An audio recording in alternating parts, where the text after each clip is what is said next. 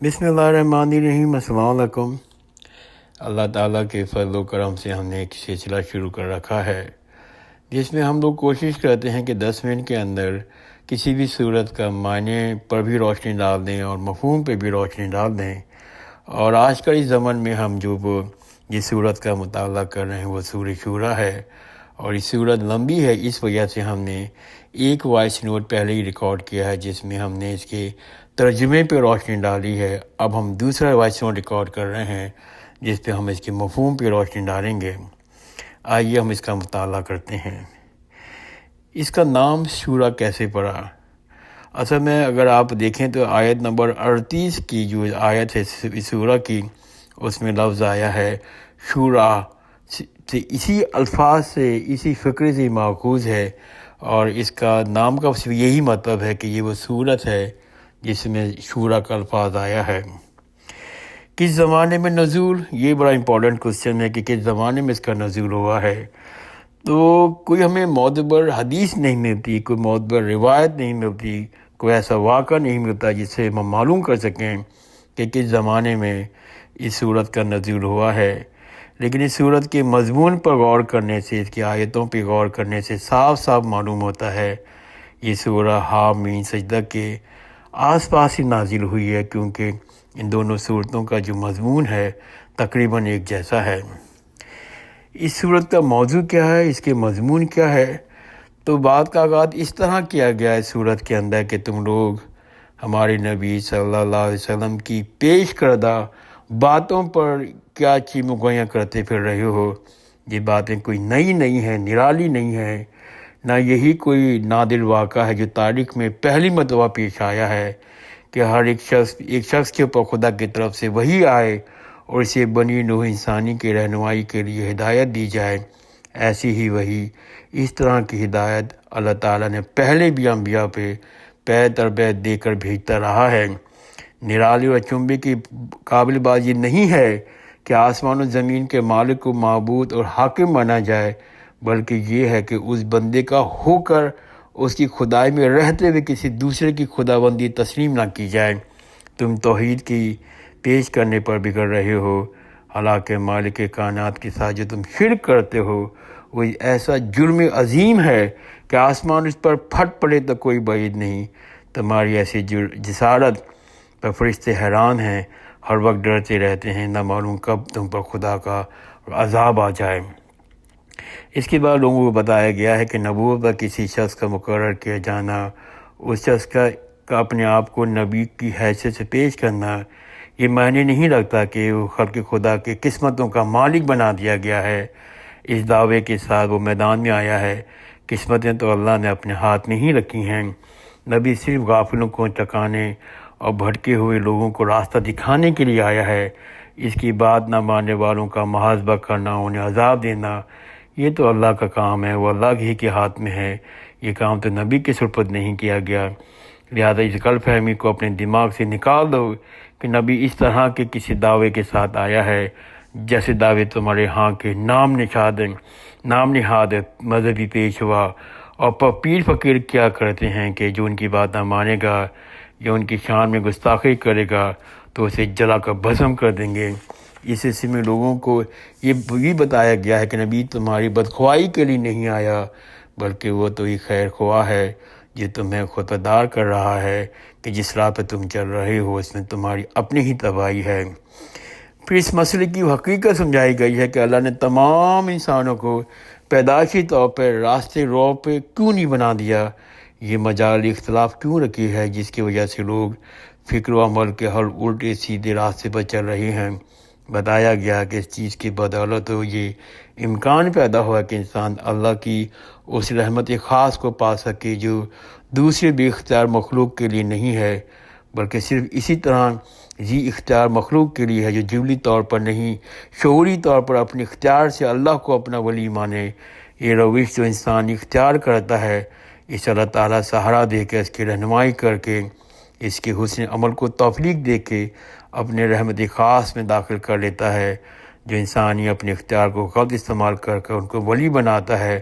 وہ در حقیقت ولی نہیں ہیں اور نہیں ہو سکتے ہیں۔ تو اسے رحمت سے محروم ہو جاتے ہیں۔ اس سلسلے میں یہ بھی بتایا گیا کہ انسان کا اور ساری مخلوق کا ولی حقیقت میں اللہ ہی ہے، دوسرے نہ حقیقت میں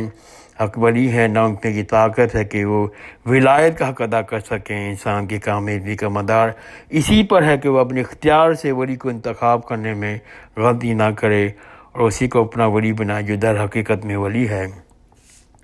اس بنیاد پر اللہ تعالیٰ نے ابتدا سے انسانوں کے لیے ایک دین مقرر کیا ہے، وہی ایک دین ہے جو ہر زمانے میں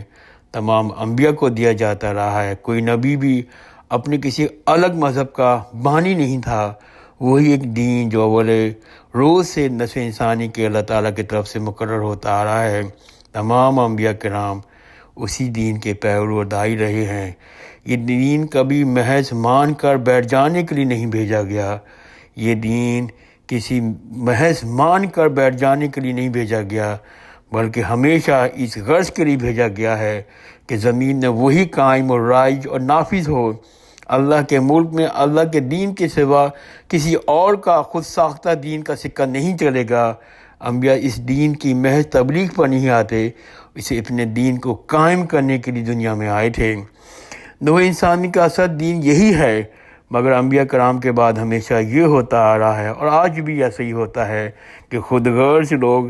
اس کے اندر اپنی خود پسندی، خود رائے اور خود نمائی کے باعث اس اپنے مفاد کے خاطر نئے نئے فرقے برپا کر نئے نئے مذہب نکال دیتے ہیں، نئے نئے فکر نکال لیتے ہیں، اور دنیا میں یہ جتنے بھی مختلف مذاہب نظر آئیں گے، جتنے بھی فرقے نظر آئیں گے، یہ سب ایک ہی دین کی بگاڑ کی پیدا کیے گئے ہیں۔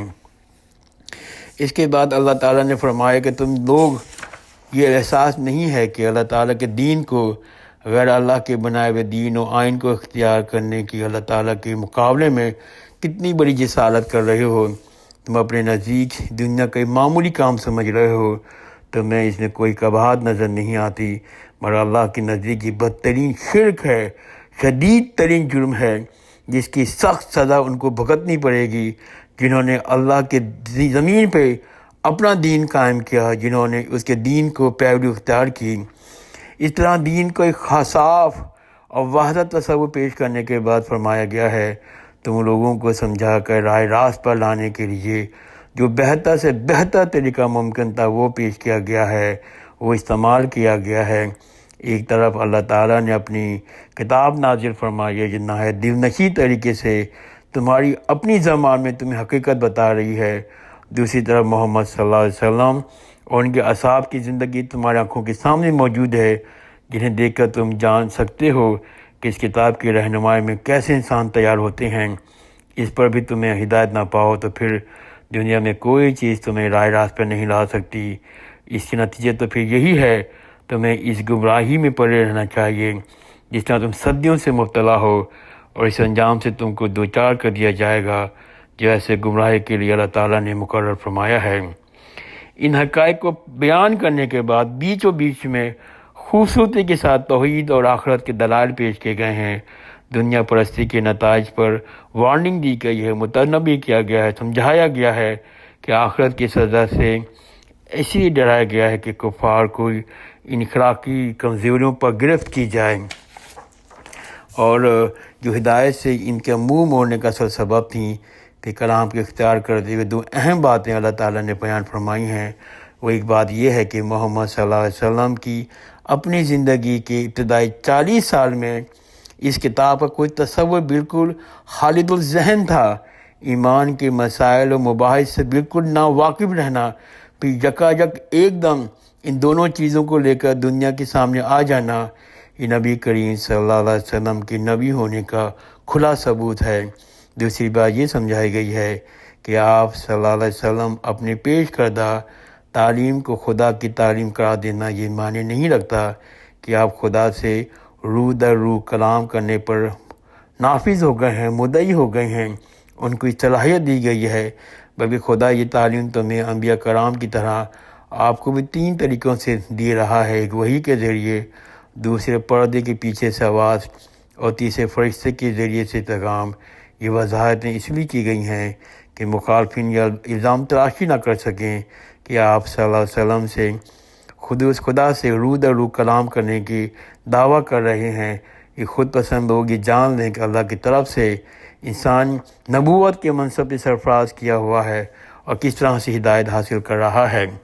میں نے وہ کوشش کی ہے کہ اتنی بڑی صورت کا معنی کو میں مختصر ترین اور چند منٹ میں مکمل کر سکوں۔ کسی صاحب کو کوئی معنی پوچھنے ہیں تو وہ مجھ سے کانٹیکٹ کر سکتا ہے۔ جزاک اللہ خیر، خدا حافظ۔